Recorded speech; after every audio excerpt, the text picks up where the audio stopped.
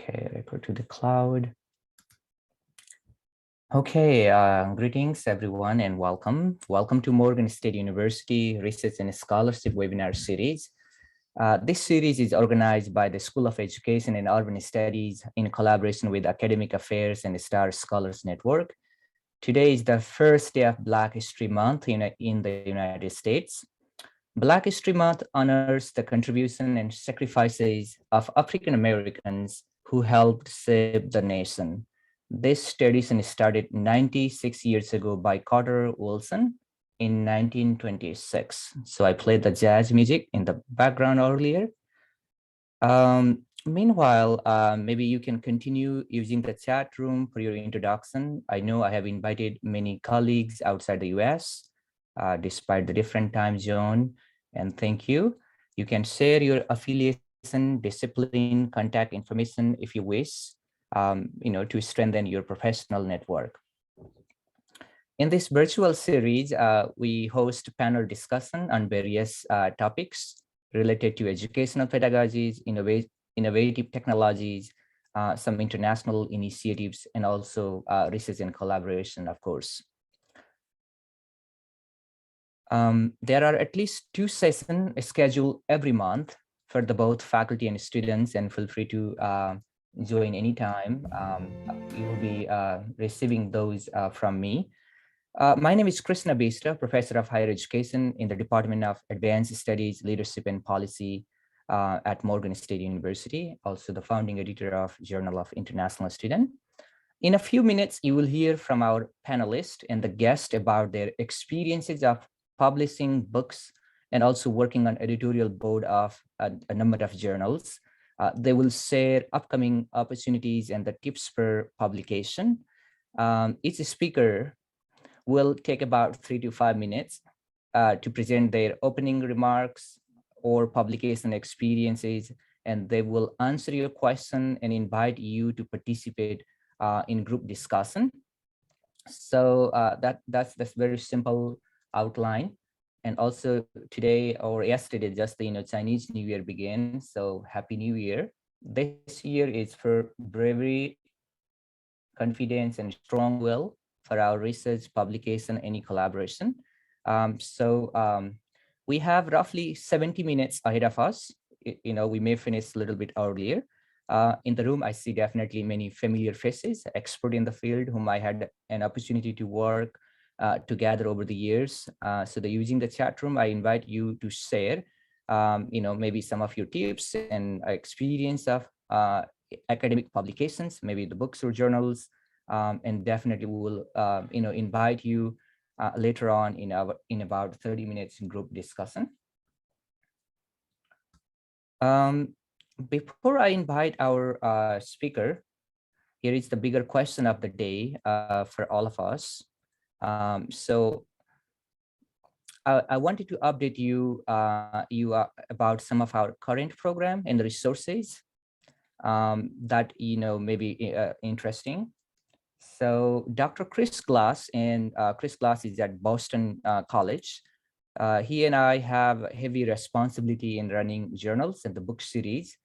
In the last 3 years, we worked on 33 book projects. That's quite a lot. We did not take all of them. We selected few, and 8 professional journals in our open journals in education platform. So I will be talking those in a minute. So this is a list of our journals and publishing partner, including Routledge, Springer, Palgrave, Macmillan, and the University Press. And also these are the some professional journals. All of them are open access, meaning free to publish, free to access, and free to read for all forever.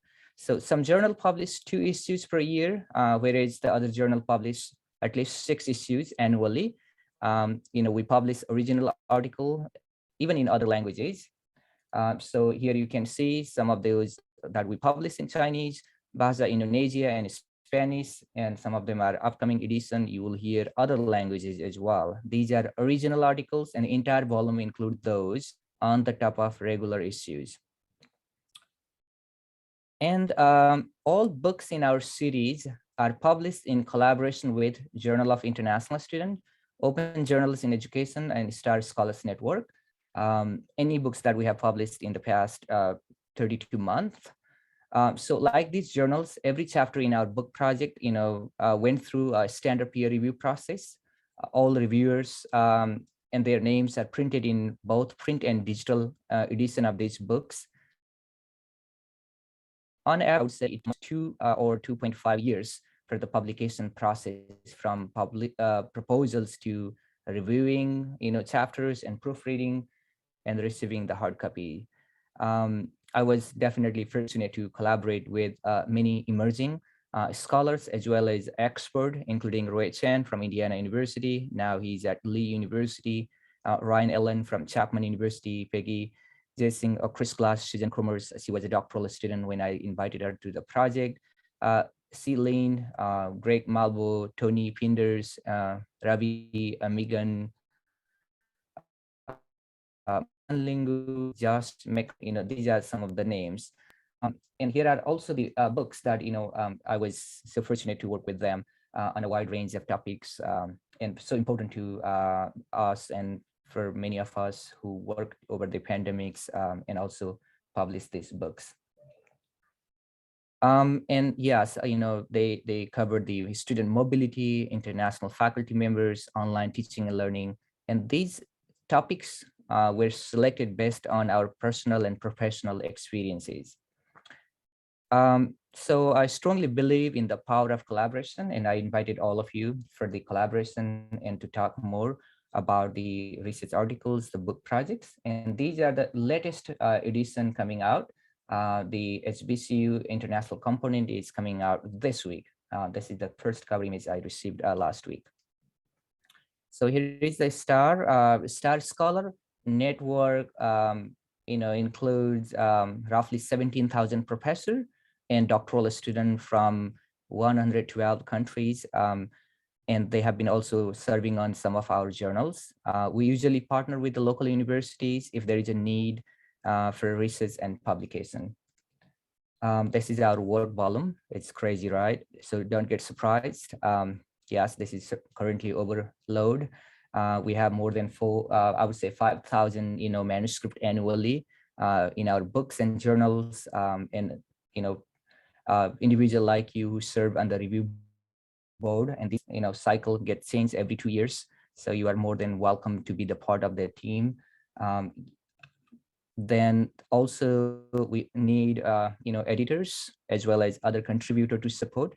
All editors, author, and reviewers do not get paid. It's purely love of labor, and I've been doing this for almost 11 years. At least we are able to reach out many scholars in the global south, and that's the beauty and the joy of working it. Also, we do have other projects, some of them here. We have an annual global essay contest, and you can share this call for essays with your faculty or students. Always October 30th is the deadline. We accept essays in 8 different languages. I will share the link or the information in a minute via chat and as well as the email. Here are some of our institutions who sponsor and support the global essay contest. We announced those on the occasion of International Education Week. Also, we have the Millennium Scholar Program. Chris Glass is the lead on this, and the Lisa from Miami University, another great mentor-mentee opportunity. And this is completely free if you are recommended by the dean or the department chair of your institutions. Okay, yes, these are, again, I said, open access opportunity for you. I guess it's time to begin the program from a short remarks from Professor Frim Ampa, says my chair in the Department of Advanced Studies, Leadership and Policy at Morgan State University. She has published numerous articles and book chapters and served on editorial board of many journals in higher education. She also published recently one article in the GIS. Dr. Ampo, over to you for brief remarks. Hello, everybody, and thank you so much for joining us. We are really pleased to have such a diverse group of people from all over joining us today. I want to take a moment to acknowledge some of the shortfalls and the problems we are experiencing as a nation, and especially towards our HBCUs of Morgan State. Today, Morgan State served remotely because we could not come on campus due to a bomb threat, and we are hoping that these situations will be resolved soon because we have over 20 HBCUs whose current academic lives are being put on hold and put into despair because of all of these bomb threats. And so I want to acknowledge that and really hope for resolution for this soon. But at Morgan State, we have been denoted as a preeminent urban university, and it was one of the reasons I really accepted this job. So I started as department chair just this January, and I've only been on the job for 3 weeks. But I really wanted to join this institution because of what this department and this institution does and the ways in which it serves its people.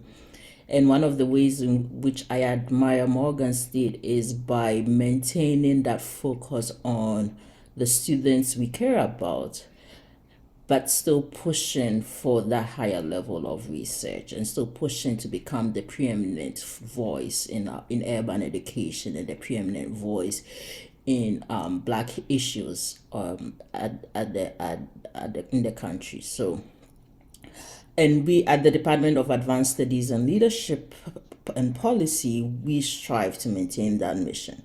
We are the #1 doctoral producing department at Morgan State, and we hold that firm and dear. And I am very grateful to Dr. Vista for taking on this project and for pushing for these webinar series to help push our research and our teaching and our scholarship in different ways. And so I'm really, thank you so much, Dr. Vista, for taking on this extra service, but then helping to build that research culture and that teaching culture and that sharing culture at within the department, within the school, and at Morgan. So publishing, that's one of the what we call hidden curriculum things, right? It's something that if you find a great mentor, they're going to tell you about. If you don't really know. It's really a hidden curriculum idea.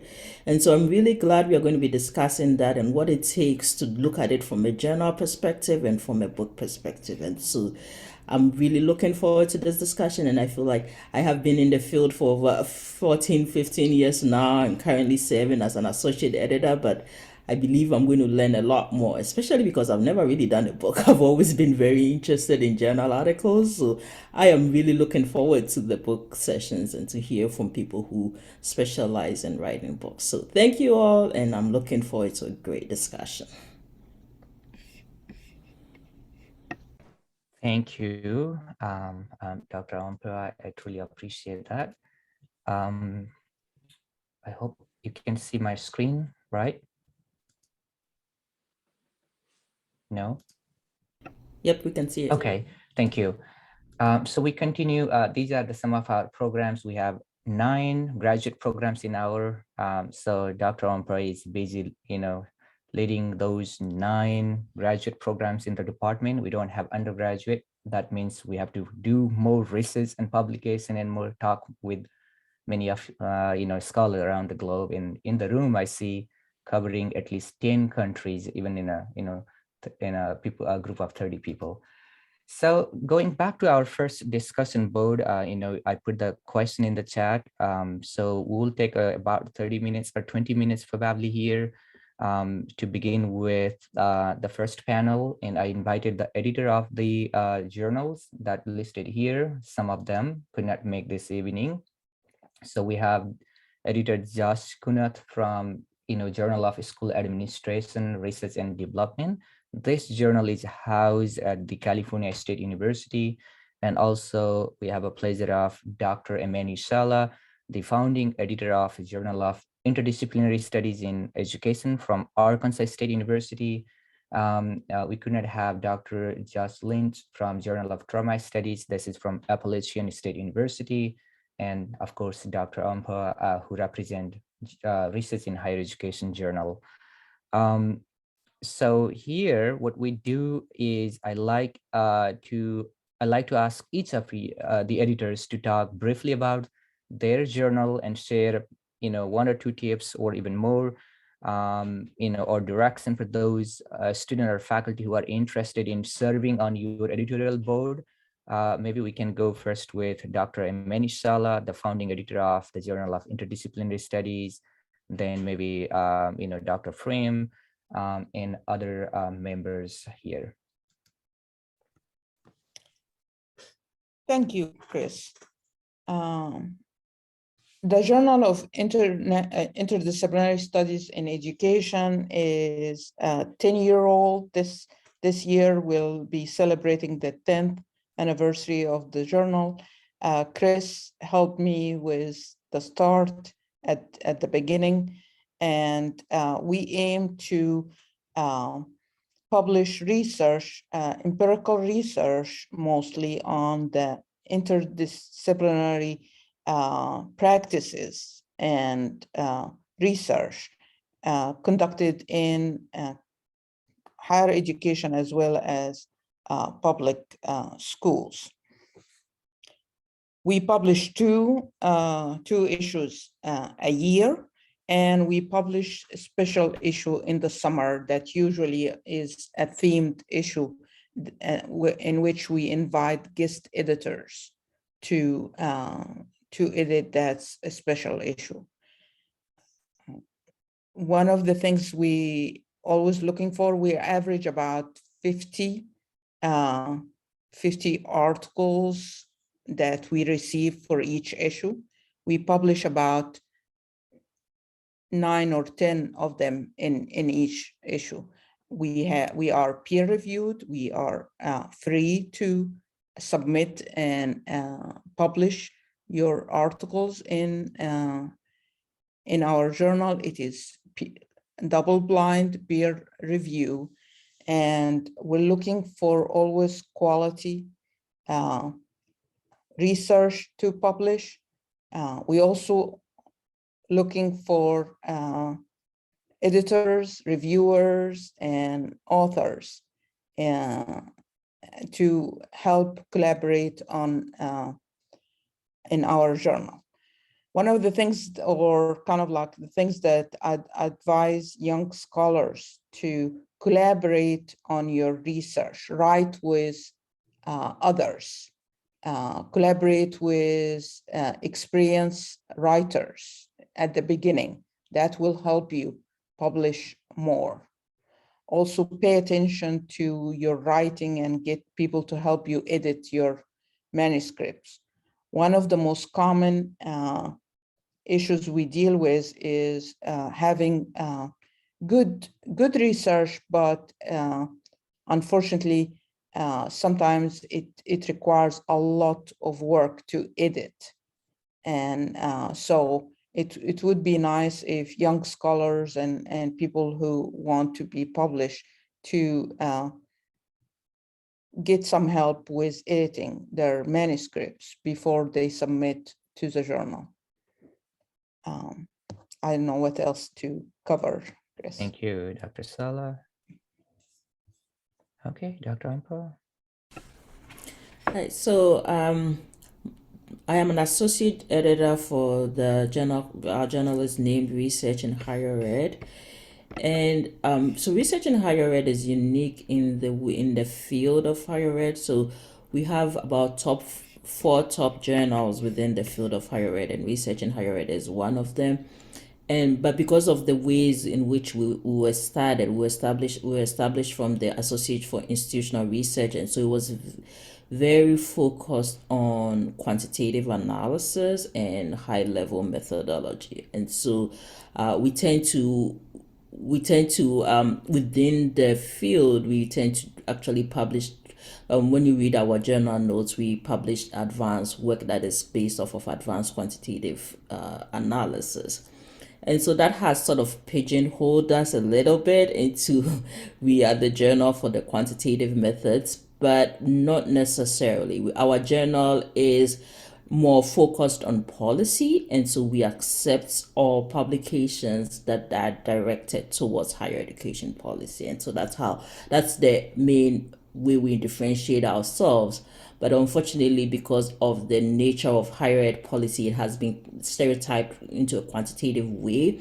And so we are really open to higher educational articles that focus on policy regardless of methodology. And so that is the niche. We really want ideas that focus on pushing where higher ed policy goes to. So our journal has an editorial board, and the requirements for our editorial board, you have to be invited to join the editorial board, and we only unfortunately accept people who have been published in the journal to become members of the editorial board.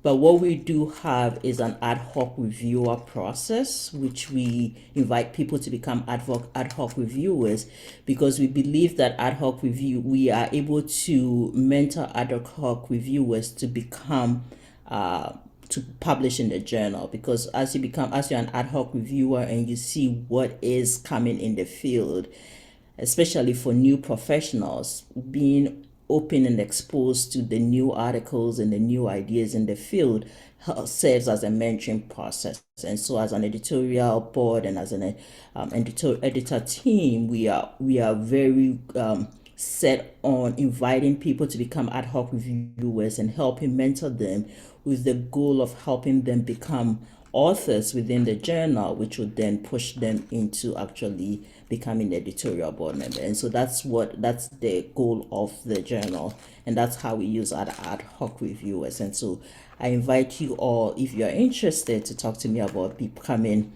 a part of our ad hoc reviewer team, and I will be happy to answer any other questions. Thank you, Dr. Ampo. Maybe we can take one or two questions here.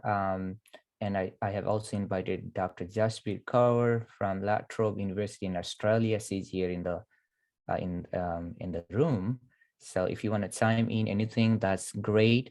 Dr. Sala's journal is open access. There is no fees, anything. And Dr. Ampa's journal is also free for the authors. However, there is institutional fees. If you want to publish open access, Dr. Ampa's journal costs 1,990 euros per article.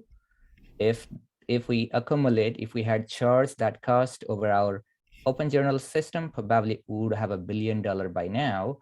So that's the one beauty of keeping open access. And the good news is we became number 10, ranked 10 among all higher education journals, the Journal of International Student. And I so appreciate Dr. Ryan Ellen and many other colleagues here, Dr. Ray Chen, for leading the initiative, and of course, Boston College and Dr. Glass, and even many of my colleagues here at the Morgan to have that rank secured. The magic was just open access, giving a free access for anyone, anywhere. Although it cost a lot of money and time for any journals to run these professional level and to maintain that rigor and quality integrity of the publications. But again, we have lots of opportunity for there. Dr. Kaur, do you want to chime in, or Dr. Ellen, or Dr. Chen, or anyone in the room? Everyone is a speaker here, and you are invited.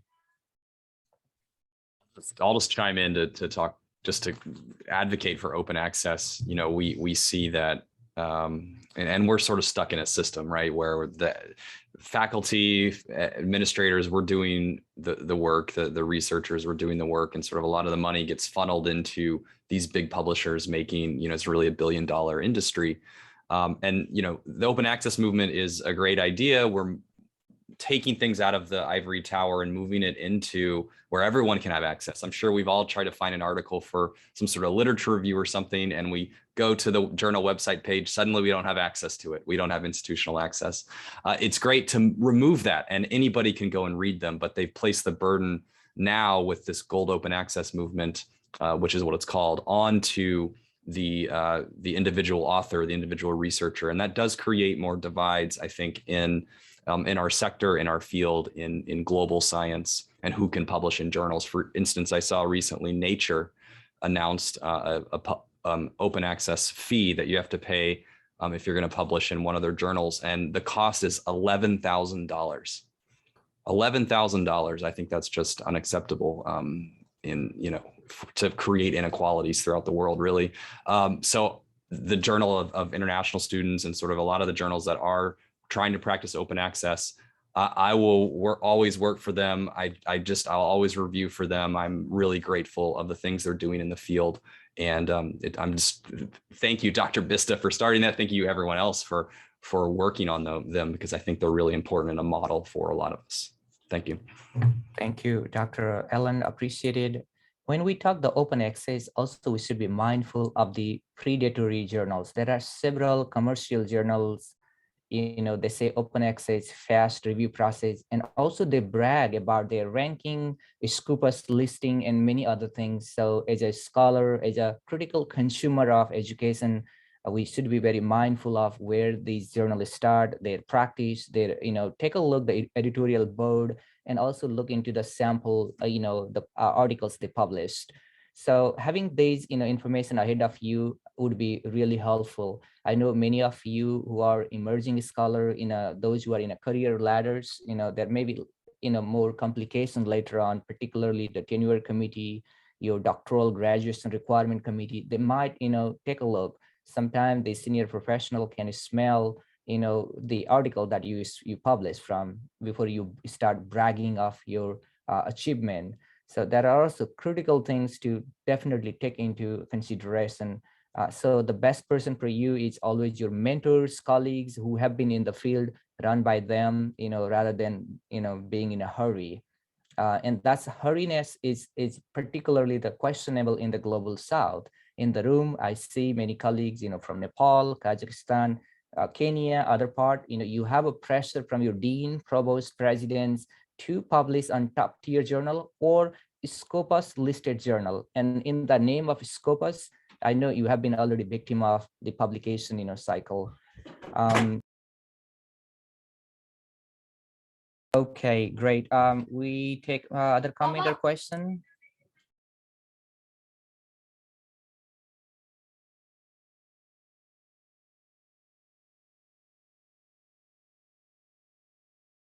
We are quiet here, so no question, no comment, anything. Maybe Dr. Good morning. Good morning, Professor Vista. This is Chandragupta from Tribhuvan University in Nepal. Sorry, I'm not visualized, but I can speak just here with my video off. Thank you. In fact, I would like to thank the organizing committee, and it's an opportunity for me to be connected with you all. As you just mentioned before, sometimes we are lost how to proceed ahead, and we are in big confusion where to go and which journal to choose actually, because in my place too, so many offers, so many emails, a lot of things come, and from different parts of the world, requesting for articles, requesting for being editors, reviewers, and so on. This opportunity, I think, really connects me to the right platform, and I would love to be connected and learn more and to share what I have learned with my colleagues here. Thank you indeed. As a student of sociology, if you get any scope for me to be connected, first of all, I want to learn. That means I want to contribute my papers so that I can be in the loop. And once I'm done with some publication through your organization, through your team report, then I'll be working further. Thank you. Thank you very much. Thank you. Thank you also for representing one of the mega university, Tribhuvan University, the number 9th, the largest university on the planet. Thank you, Professor Upadhyaya. Any other comment, suggestion, tips you want to share with us? This is your opportunity. You are the speaker. You can simply just turn on the microphone, and chime in.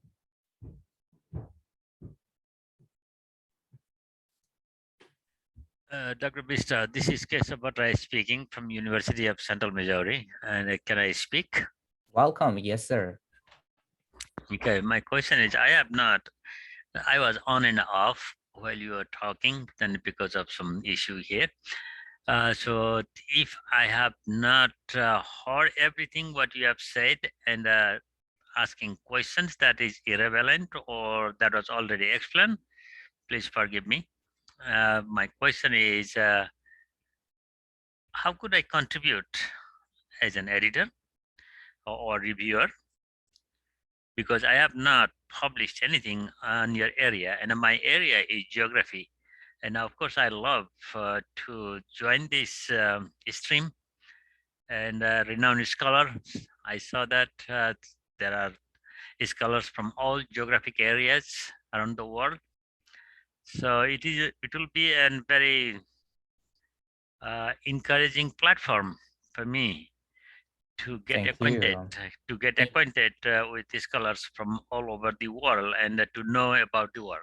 And so could you please suggest me how could I contribute or first thing I need to publish, or I can contribute without publication in reviewing or in editing or something like this? Thank you.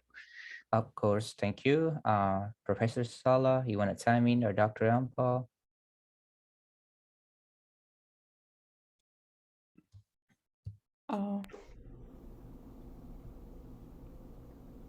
Okay. I can hear you. I can start. I think Uh-huh.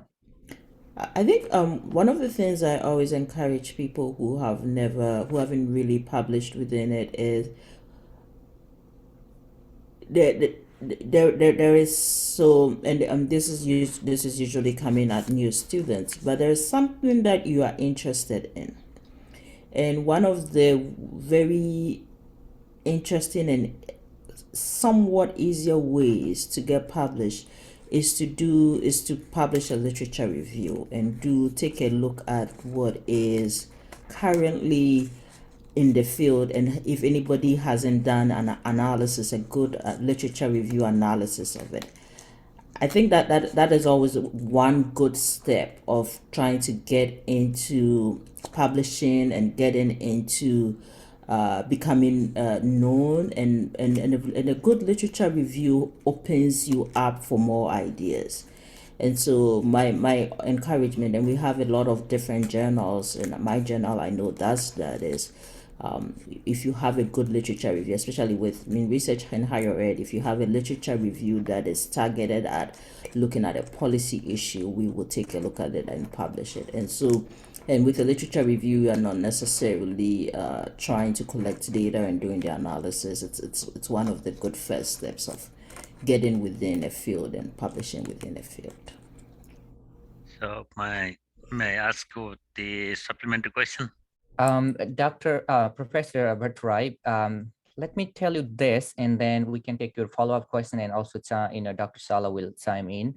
The first thing is, we have a wide range of journal, more interdisciplinary, multidisciplinaries.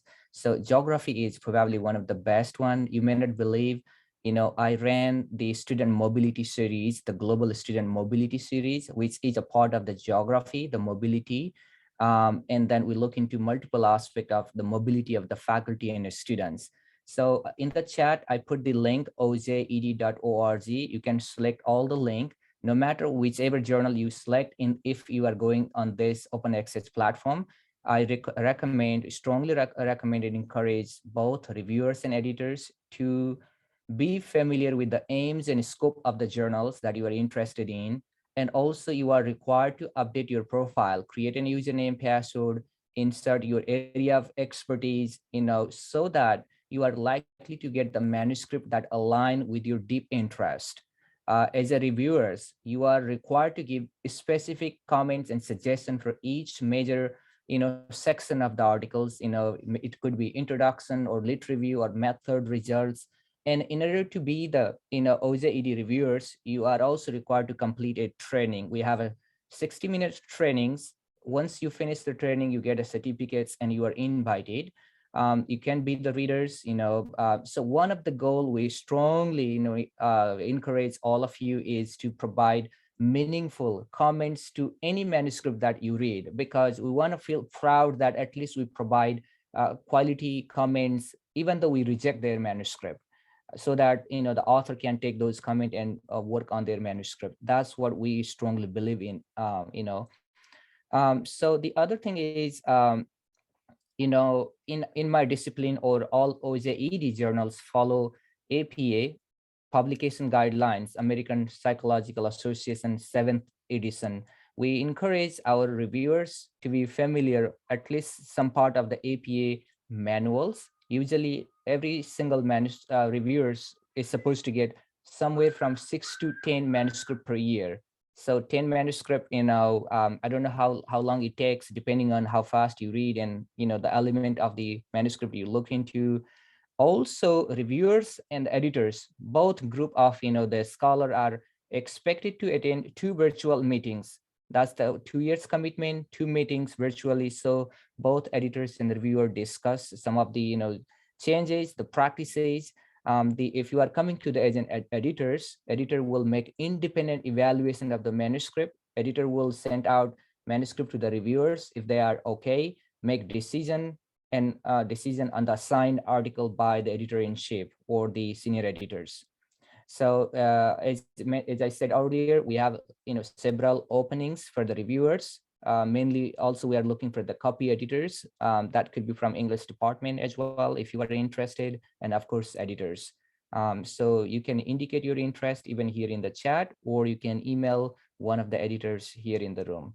And then Professor Bhattarai, we can take your follow-up questions, and anything's there, Dr. Sala will chime in, or anybody from the room. Okay, thank you very much. So my recent publication was from the Springer. I have posted the link there. Thank you. And so this is the latest book, and I have published 3 books. One with the Scarecrow Publications, and one with the Barlag Springer, and the other one is the Springer Nature. So these are the books besides my journal articles. So that's very impressive. Congratulations, Professor Bhattarai. Actually, thank you. Help us to go to the next segment of our program. If there are no any questions, or we'll take all the questions. Again, we do have another 30 minutes or so discussion. So if you can see on my screen, the second segment is about the book discussion, book publication journey, and the tips for the new author or editors, or even for the chapter authors. So I have invited here Dr. Ravi Amigan, Dr. Jaising, Dr. Malbu, Dr. Ellen, Dr. Kaur. All of them have published book, and these are some of the titles that you can see on the screen. So in this, session, this segment, we'll take a few minutes to talk about each other's book, and also they will share their publication experience, and probably Dr. Bhattarai also can chime in your experience working with a Springer.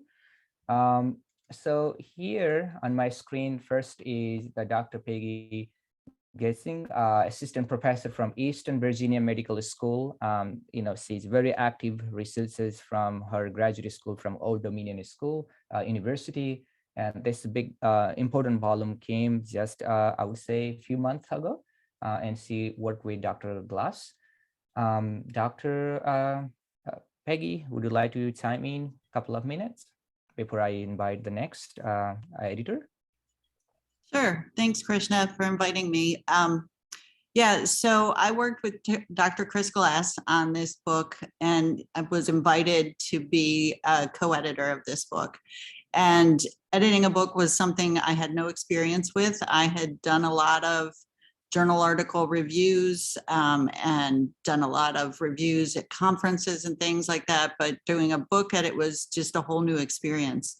And so, one of the things that I learned through the process was just the importance of opening up and sending out a call for proposals for chapters for the book, but also having an idea in mind of some authors that you would like to invite to write in your book, to include a chapter in the book. And so that was really crucial for us as we gathered the chapters. And then where things became a little different was that we also not only had to collect all these chapters together, but we had to get approval from the publisher. So we had to write a whole proposal for the publisher about what the book would be about, what the contents were, why this is a relevant topic, and why it's important. But when it all came together, it's a really great book because the authors are from, around the globe. So we had all kinds of international authors contribute articles, all on global mobility and study abroad, and talking about global mobility from various perspectives beyond what we normally see in publications, which is that US study abroad perspective. So it was great to have that broad perspective. My background is in career development and career outcomes. So there were a couple chapters in the book that talked about the outcomes of how study abroad impacts the students that study abroad, how that impacts them economically, how it impacts their social mobility. So it was a really great opportunity. And some of the things that people have said before about publishing also go toward how to get involved in a book like this. And I know a couple people mentioned making sure you have a writing mentor, a writing partner, or talk with a mentor. And definitely, anytime you can volunteer to be an article reviewer, just helps you to understand the writing process and to kind of it gets you into the group and gets you in with other colleagues. And that's how opportunities to publish articles and books pop up. Thank you, Peggy. Appreciated that insight and very helpful. Let's take a couple of more experiences of the editors. I'm so fortunate to have both, Dr. Ryan Ellen and then Dr. Roy Chen in the room. But I invite Dr. Ryan Ellen to share his experience of publishing this book. This is very fascinating book. It took almost 2.5 years for us. I'm also one of the co-editor, but we hear from Dr. Ellen. Ryan, over to you. Sure, thank you. And thanks, Roy. Hopefully he can give some words too, because he was the lead editor on this book. But, I did have a wonderful experience on this. I previously published another book through a small publisher. And that was a much different experience because we sort of took, for the smaller publisher, we sort of took people that were already related to this conference we were doing on this Chinese historical figure. And it was just a very small team. The editor didn't have a whole lot to do with it. And I'm proud of the book from the small publisher, but to be honest, no one's reading this. No one's buying this. No one's heard of this book. And it's barely online. It's not even indexed on Google, and that's tough. But this book has been out for, 6 months or whatever it is. And we can see people are looking at it, people are reading it, people are already citing our work. It's an exciting work too. And people are critiquing it. They're saying, how can you write a book about COVID? COVID's still happening. That's fine. That's part of social science. We're supposed to get critiqued and we're supposed to push back on those types of things. But it does create an exciting environment. We got to work with scholars across the world to see what they were doing and how they were able to either overcome or engage with COVID. It's much different experiences from the United States to China to places across Africa and South America even. And for me, I think one of the great experiences, I was working with Dr. Vista, I was working with Dr. Chan, who had experience kind of doing this process, the way that they sort of set this up. Again, I had a little bit of experience with the previous book, but I didn't have their, sort of method of going about it. And so learning a lot from them, knowing that, okay, in the future, now I know how to operate this. Now I can sort of do this where it's not just a small group of scholars. I can reach scholars across the world to share in the experience of creating this book and really getting exciting chapters. And I'll say it before, I think you heard me kind of ranting against the big publishers. And I'm not saying that they don't offer anything, because in fact, the publishers that we work with were lovely people. They were very nice and they helped us and they edited the book and they went through it and they found issues and problems. And so I really liked working with them and no problems at all. on that regard. I don't think it's sort of, working out of greed. They did help in the scientific process. And so this can be something that even if you're going through the big publishers and things like that, that's perfectly fine. And I understand that some people have evaluation metrics that their institution look at. So if you just do an open access book that anybody can get to and you just publish it on your own, maybe that doesn't count for your evaluation. We have to understand we're not going to probably change the space. So we have to play the game that we're sort of all in together. So that's just my 2 cents. Let me know if you have any questions. Hopefully I'll have some more projects in the future. I just a note, I added a link in the chat earlier about student run journals. And so I'm just sort of compiling those together, grad student run journals. If you have any, throw them on there and we can just have a little list of those. So thank you. Great. And Dr. Roy Chen, if you want to chime in, that's okay. I know you said something last session as well. And now it's the time to go outside the US. So let's go all the way to Australia and let's hear some of her publication experience from Dr. Joshua Kaur. She's from La Trobe University, Australia. She recently published a book from a different publishing house, and let's hear her experience and tell us a little bit about the book. Over to you, Dr. Kaur. Thank you, Dr. This is actually the second book. The first book that I was working was with Dr. Krishna Vista. And I am like Peggy, no experiences in publishing books. But I reached out to Dr. Krishna, and actually he's the one who helped me out with the first book.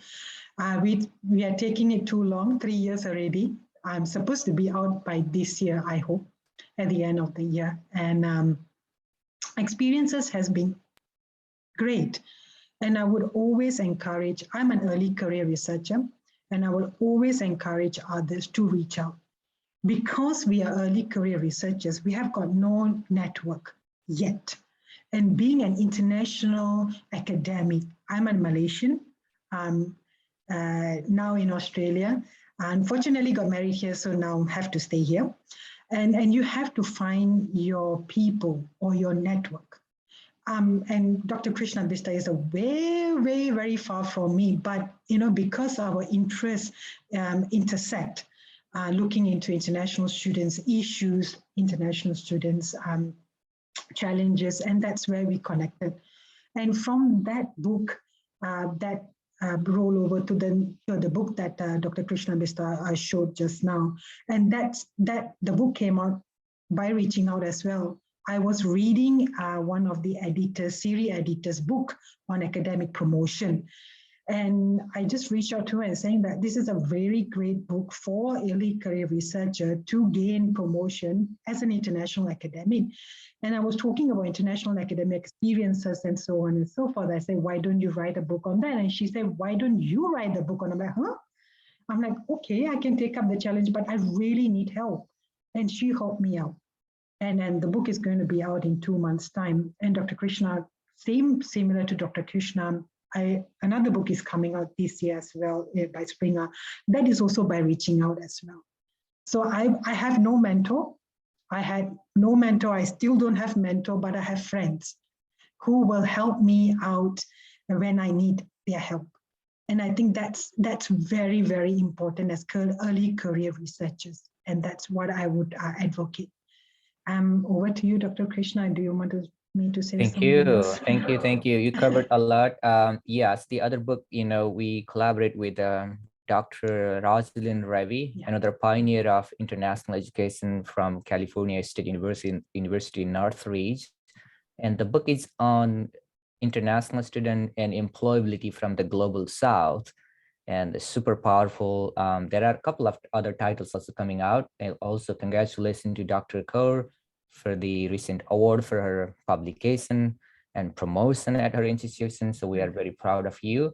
On the screen, I have still a couple of Dr. Greg Malbo is a graduate of Morgan University. He's a professor of English. He could not make tonight.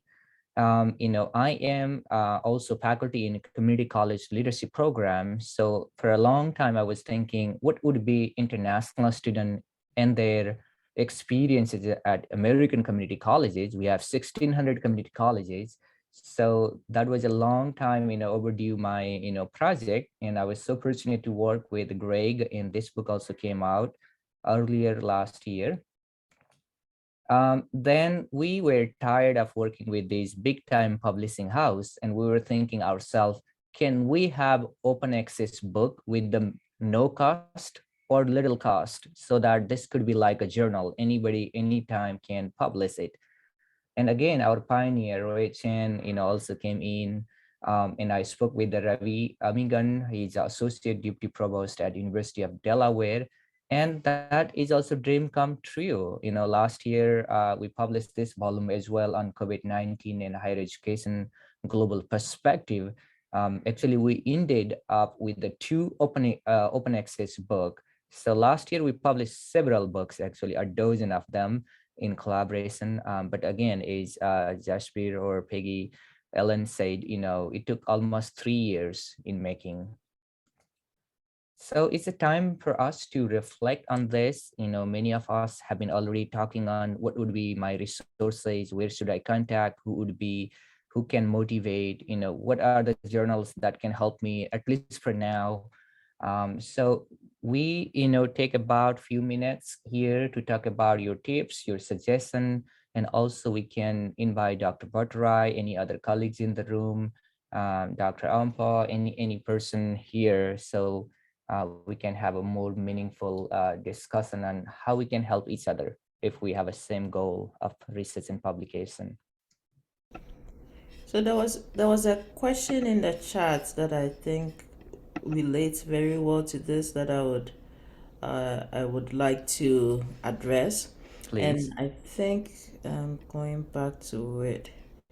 This was coming from Dr. Maria around how do you find people to help with data analysis to ensure that it is done correctly?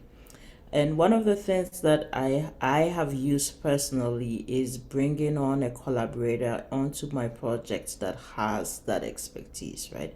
So I have an expertise in quantitative research, but not qualitative. And I always tell people that I am very happy and excited to interview people and to talk to people and to get all of that data. But then once the data shows up, it's like, wait, can I just put this in Stata and let magic happen? And it doesn't I can work that relate. and so I always, whenever I have anything that has to do with a qualitative study, like to bring on an experienced person who has that expertise as a collaborator.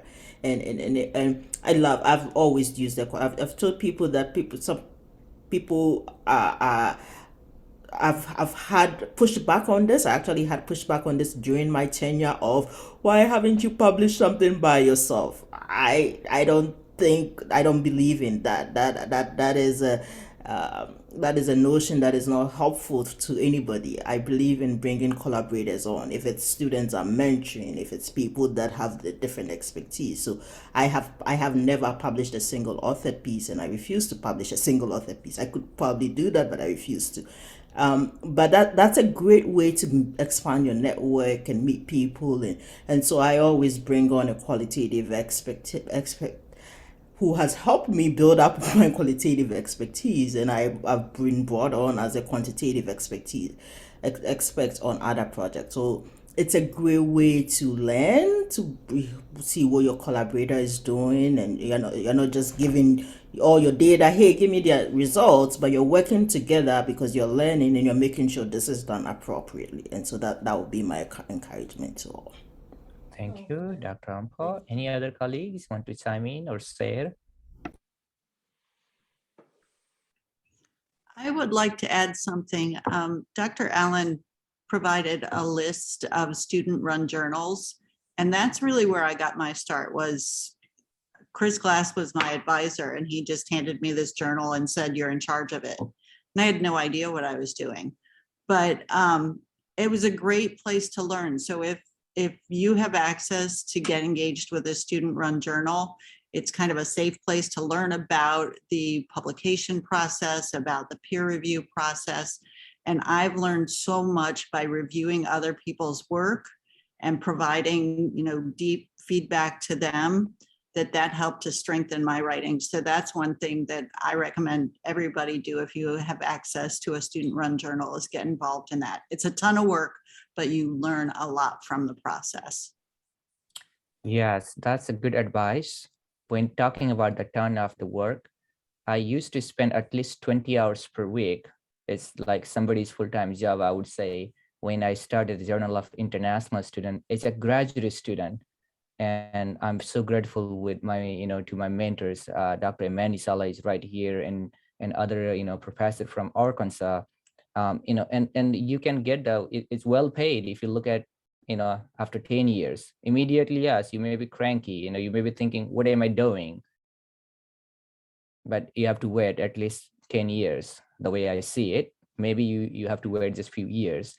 Dr. Baylor, yes, I see your digital hand raised. Yes, that's also best way to know us. Yes, please chime in. Hello, can you hear me? Yes. So Welcome. good evening, everyone. My name is Rhonda Baylor, and I represent Morgan State University, Assistant Professor of Urban Educational Leadership. And I have just two things that I want to quickly share that I've learned on this journey. So one thing is that when you submit any piece, make sure that there are no errors in terms of the grammar and the syntax. Some folks use Grammarly and other tools, but when I submit for a book publication or a manuscript publication, I always use a professional editor because that helps. And from a reviewer side, because I also review for a journal, if I receive something and it has editorial mistakes or grammar mistakes, I don't care anything about the research. It's just an automatic no for me, because we can't publish anything like that. So that's one thing. And then the second piece of advice, something that I am learning as I go, is to really develop a thick skin, because some feedback from reviewers can be really brutal. And it can cause you not to want to resubmit anything. So those are just my two pieces of advice. Thank you. Okay, anybody wants to chime in? And also I want to recognize many of our colleagues who are outside the US and joining us. Dr. Vanesher from Monash University, Australia. I see Dr. Gautam, again, representing from Tribhuvan University, and other colleagues as well. Dr. Sala, I see your microphone on. I just there is a message from Dr. Doreen Murray saying that she's interested in reviewing and collaboration. Please reach out for any of us. We're always looking for collaborate on research, and we always have projects going on in terms of research and collaboration, and we're also in need of reviewers. So any of the journals, if you just reach out for any of us or Dr. Vista, we'll redirect you to the link to apply to be a reviewer in any of the journals. Thank you. Thank you. That's very helpful information. Actually, I believe I sent some information before the meeting, the reviewer training, and then some of the commitment or expectation. You will get a follow-up email from us if you are interested in one of our open journals in education. That's great. If you like to go any other vendors or commercial publishing house journals, also we do have a list, and I'm very happy to connect to those places. Okay, any other questions we have? We want to hear from you. That's why I invited. Usually I invite 200 people, but I like to keep it small, more meaningful, interactive. Many of my sessions last year were not less than 150 individuals in the room.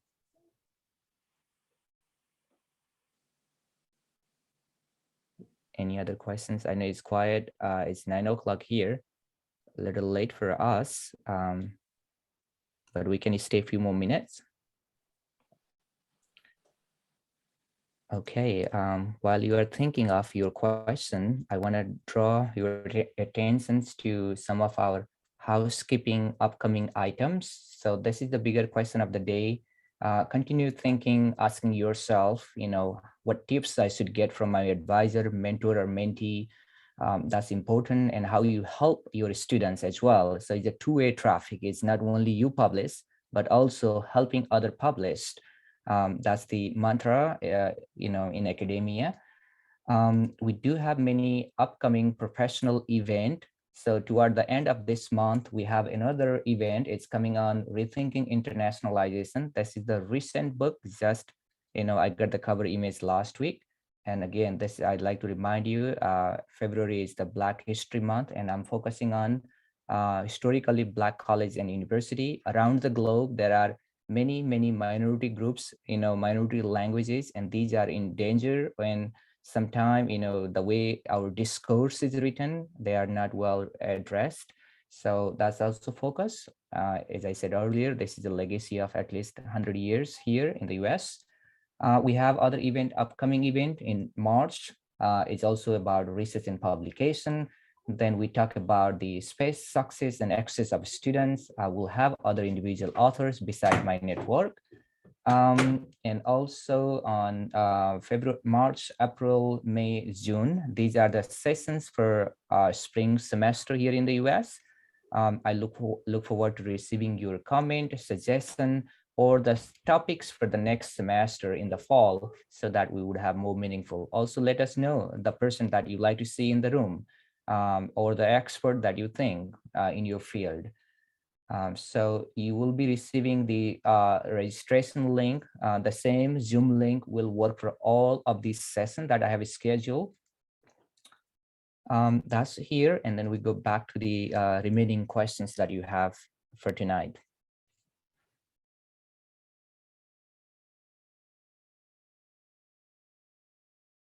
I know everyone's so quiet, tired. I know it's a boring stuff, right? It's very tedious. And that's the nature of higher education, particularly the research and publication.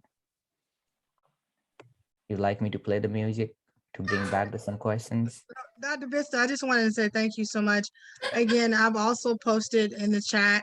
I'm a lecturer at Morgan State University. But my other life is working as a administrator, if you will, in higher education. Also, I know Dr. Malvo. I've worked with him at Montgomery College with the international students, but I am interested as well. One of my expertise is writing and editing. And so I am pleased. I would love to get my feet wet, and most definitely whatever you have, I'm interested in it. And so I've been contacting Dr. Biston again. I thank you for this opportunity, and I put my email in the chat. I'm Kimberly.McManus@morgan.edu. So I thank you all, and Dr. Biston, I thank you for this opportunity.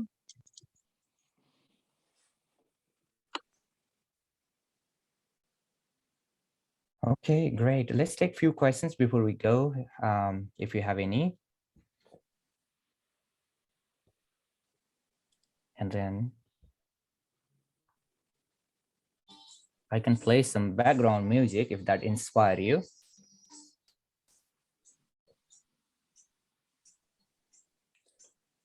All right, so I'm waiting for a couple of questions. Maybe Dr. Bhattrai or Dr. Yas, Doreen? Yeah, actually, hi, thank you so much for this opportunity. I'm learning a lot. So I just wanted to share, Dr.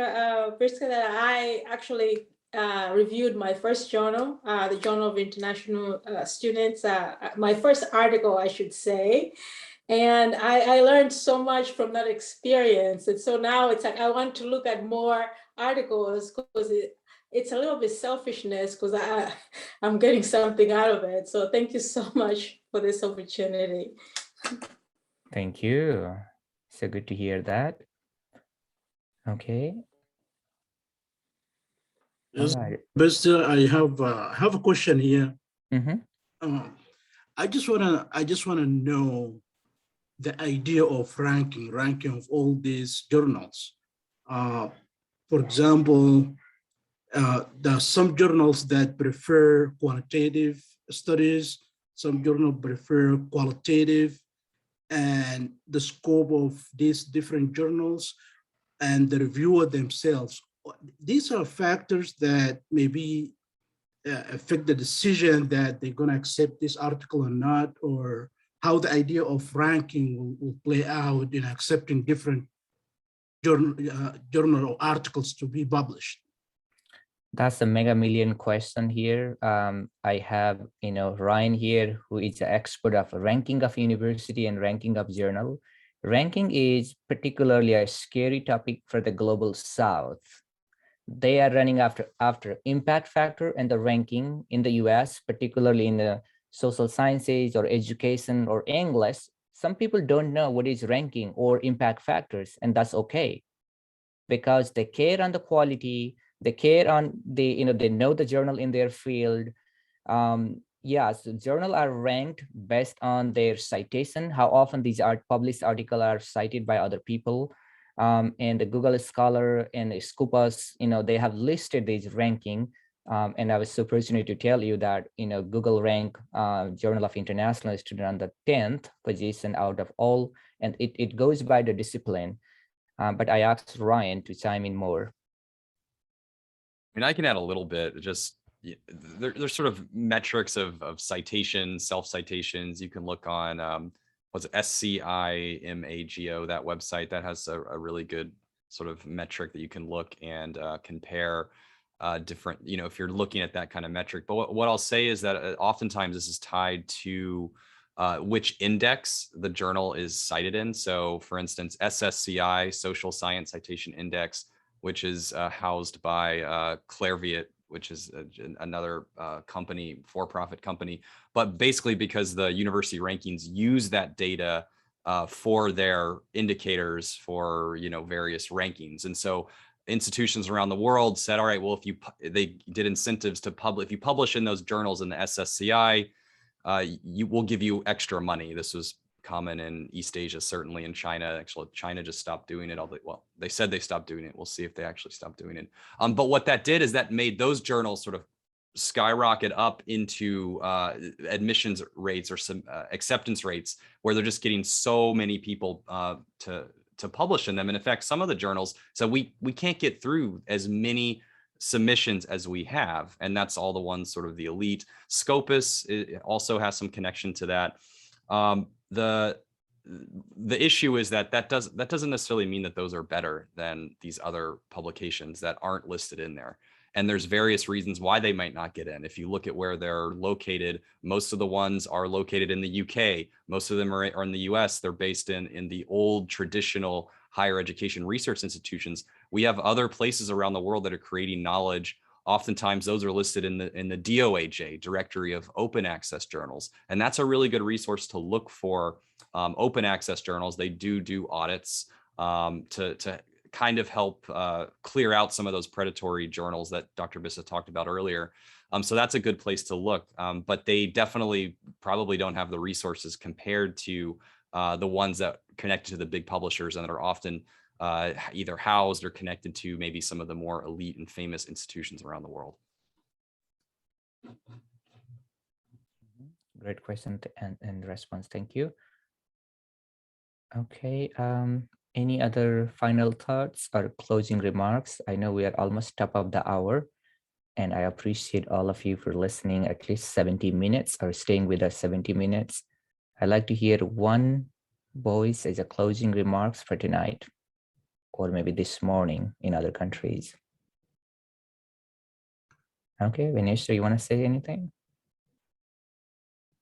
Unmute. Yes. I see your hand raised. Yeah. Hi, Dr. Vista. I just wanted to say hello from Monash University, Australia. I just want to say what a great initiative, very new in the space. We just had our proposal for our book approved by yourself and Dr. Glass, and we're looking forward to putting that together. But I just want to really acknowledge the sense of, feeling like you're coming home, where you have a network of people that you can now talk to. I've already connected with Jasveer and with Ryan, and with two professors who are leading the journal. So it's just fantastic. Thank you for this initiative. Thank you. And as Dr. Ampa said earlier, collaboration, teamwork is probably the best. We are not expert in everything. You may be expert in writing, somebody may be expert in data analysis or interviews. When you do the teamwork, probably you produce best of the best out of the work or the research. So that's what I believe, the power of networking. And I'm so fortunate, grateful to all of my colleagues and friends, mentors here in the room.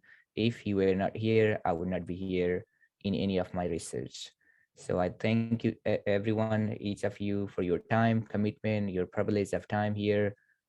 We'll be in touch. You will get a copy of recording as well as the other additional resources about the journal. Thank you and good day, good night.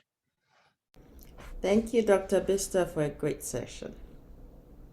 Thank you, everyone. Good night, good day.